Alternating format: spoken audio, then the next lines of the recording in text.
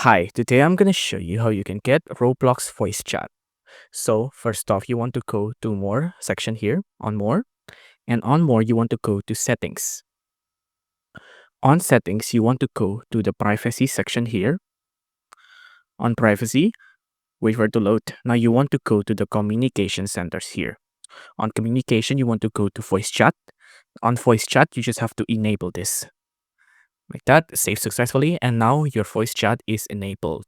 Although you might not see this option here on Roblox until you verify your identity. And the way you verify your identity in Roblox is that you'll have to have a government ID or a driver's license or a passport license prepared, and then they will take a picture of that, and then they will take a picture of your face as well to verify your identity.